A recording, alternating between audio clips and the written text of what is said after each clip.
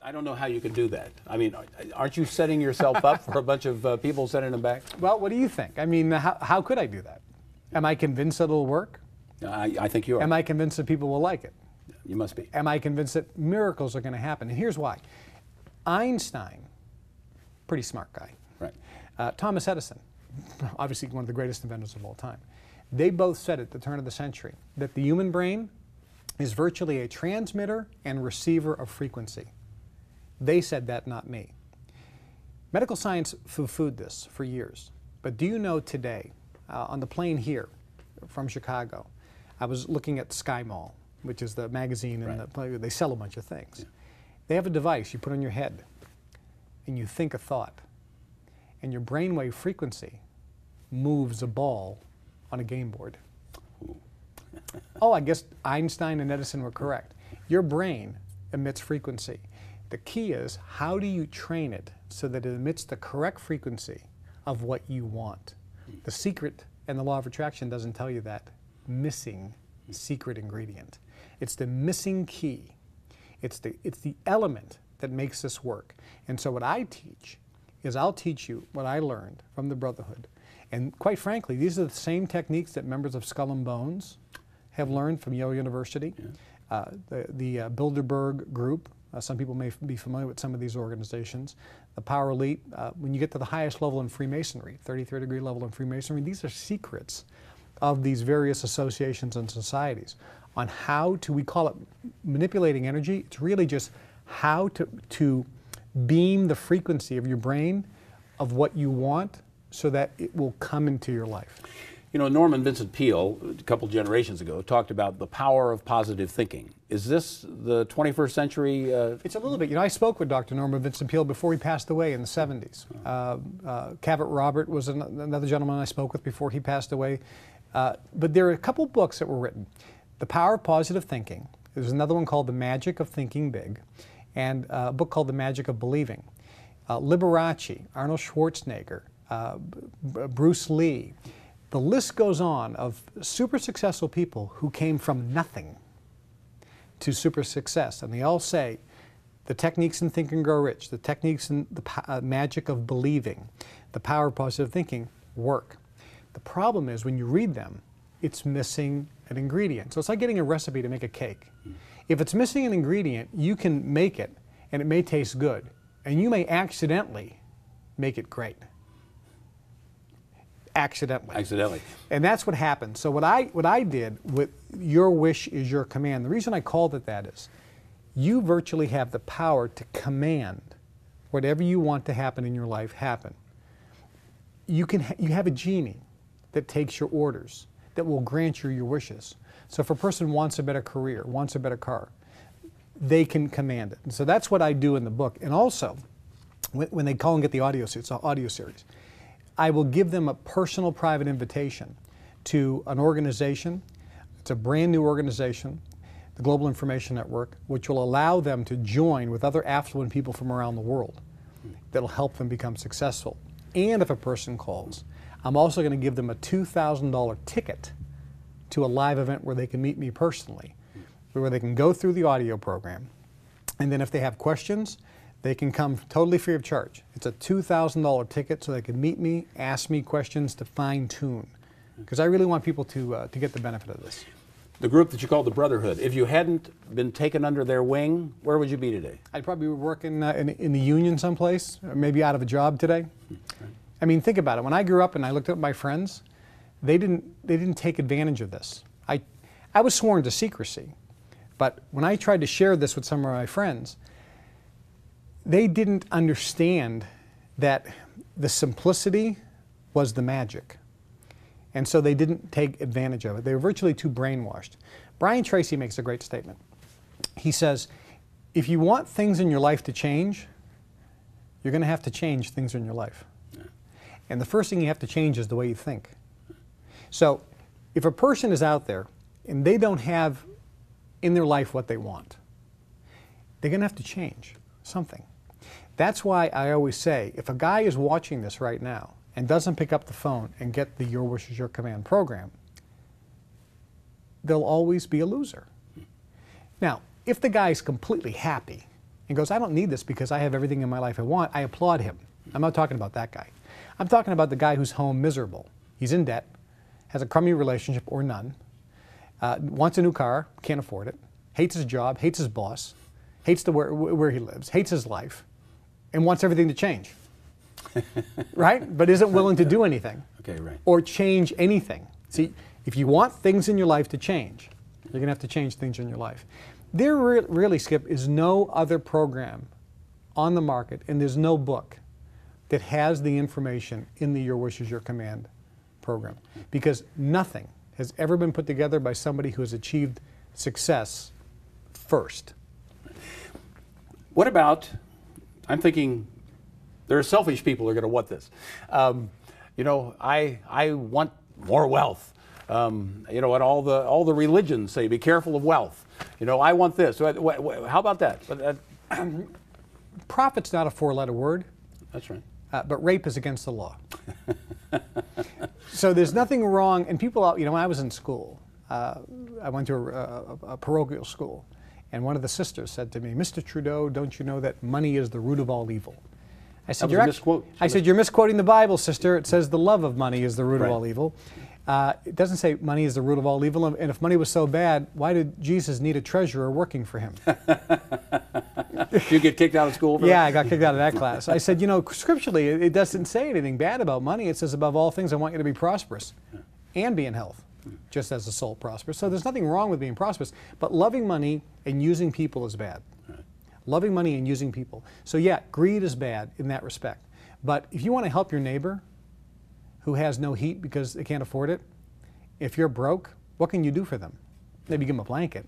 But if you have an abundance, out of your abundance you can help people. So making money is not a problem. So if a person wants to make more money, there's nothing wrong with that. But making money at the expense of others, that's obviously problematic. So this program you have really is for all aspects of life. I mean, let's say I've got enough money, but I'm not happy with something else. I could still take advantage of it. Yeah, the idea is this. Your wish is your command. How to manifest your desires. That's the name of the program. Actually, part 2 is how anyone can make millions, the money-making secrets they don't want you to know about. But the first part is your wish is your command, how to manifest your desire. So the real thing is, what is your desire? And it doesn't have to be financial. But for most people, let's be honest, I want a nicer car. You know, wouldn't it be great if I had a Ferrari? Wouldn't it be great if I had a nice boat? Wouldn't it be great if I took a vacation to Hawaii? Wouldn't it be great if I could quit my job and be financially independent? Wouldn't it be great if I could provide for my children's college education? Wouldn't it be great if I could get out of debt? Wouldn't it be great if I had some help around the house, maybe a maid once a week? Or wouldn't it be great to go out to some nicer restaurants? Or, you know, I wrote the book Natural Cures they don't want you to know about. Wouldn't it be great that we had the money to do all the things in the Natural Cures book to keep our health? You know, so we didn't have to be, you know, a slave to the drug industry. So whatever a person's desires are, I believe they can have, be, or do whatever they want. I believe they can have Aladdin's lamp and have a genie that they can give a command to. What this program does, when a person listens to it, I give them the specific knowledge and the secrets that have been held back by the privileged elite class for centuries, that have never been revealed. Napoleon Hill tried to do it, and Henry Ford stopped it. I'm doing it now, and I've already gotten threats. I mean, in the worst ways. I explain a little bit. When people get it, I'll explain. But what I'm doing is very revolutionary. There's not a book out there, I can tell you. There's not an audio program or a seminar that contains the information on here. When a person just listens to this seminar, I'm virtually reprogramming their brain. And I'll give you an example. If you can imagine a radio, and that radio has a dial. If you want to listen to country western music, you have to dial it to the country western station. If you want to listen to classical music, you have to dial it to that frequency. If you're on the classical frequency, you ain't never getting rock and roll. So if your brain is dialed into poverty frequency, you ain't never getting a lot of money. If your brain is into the screaming, hollering with my mate frequency, you're never going to have peace at home. If your brain is permanently dialed into the I'm alone frequently, you're never going to meet the woman or man of your dreams.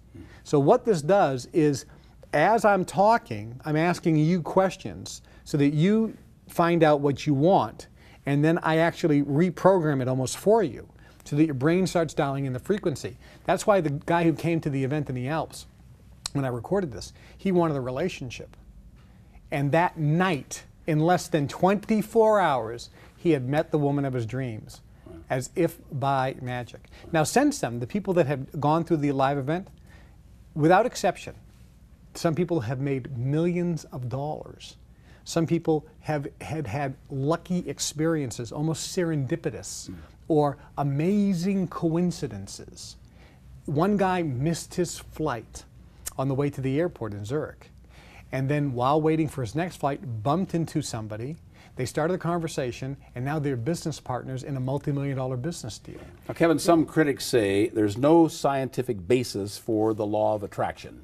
It seems like what you've had is anecdotal information, as they say. Yeah, well, the scientific question is, A, is the brain a transmitter and receiver of frequency? And for years, people said there's no scientific evidence of that. Well, there is now. I mean, sure, Einstein said it, and Thomas Edison said it, and half the billionaires around the world have said it for centuries. It's written in ancient texts. But science said there's no scientific evidence. Now we have it.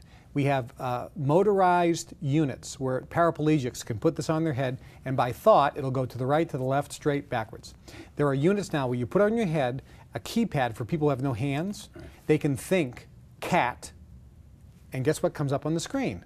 C-A-T. Okay. Wow, you mean thoughts can be transmitted? Because a different thought, yes. We have, like I said, in Sky Mall, the machine you put on your head, and by thought, you can move a ball left, right, forwards, and backwards. We now know scientifically that the brain transmits and receives frequency. We also know that those frequencies affects physical matter in the universe at the quantum level. We know that now. It is scientifically proven. The real question is, can you use that to attract into your life what you want? That complete scientific documentation, I think, is coming. But the first two elements of the three are already proven, so it's just a matter of time before science catches up with reality. Why did Henry Ford and others not want people to have it? You know, if I'm wealthy, I'd like other people to be wealthy. I mean, why? That's not how it works. When you're in Skull and Bones, the secret society, or at the highest levels of Freemasonry, or the Bilderberg Group, or the Trilateral Commission, or the Council on Foreign Relations, or the Brotherhood, like I was a member of, you're basically part of a group that believes we want to keep this information to ourselves.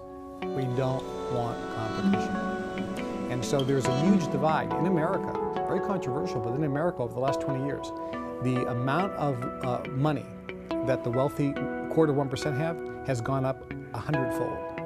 And that means it comes from the rest of the group. So there is a bigger divide between the super wealthy and the rest of America. Middle class is going down and the poor are getting hit the hardest. So there's this huge divide and it continues to increase. That's one of the reasons why I left the Brotherhood, because I don't think that's fair. I think everyone should have access to this information. If they choose to take it, that's fine. That's why I put this together. It's the first time in history that this information is being released to the general public on a large scale. But guess what? There's people watching this and making a call. So that's fine. They can stay in the position they're at, because without this knowledge, I can guarantee them, their life's never going to change. I think it was Gandhi who said, "You must be the change you'd like to see occur," or something like that. And your friend Brian Tracy, said the same thing. So this is something you believe all people can learn, like playing the piano. You know, some people are better at piano than others. Yeah, and that's a good example. If you took 100 people and they all started at the same spot, and after a week they took piano lessons, at the end of a week, some people are going to be much better than others in that group based on their talent and ability. But everyone will be better than when they started. So same thing here. Not everyone is going to listen to this and become a millionaire in 24 hours or a week or a month or a year. Not everyone's life is going to change to the same degree as someone else. In this respect, the government loves to use the phrase, individual results will vary. Yeah. And I think that's relatively safe. They always vary. Yeah. But when a person goes through this, can everyone learn this? Yes. Can everyone dramatically get better from where they're at? Yes. In my opinion, everyone can do much better than where they are right now.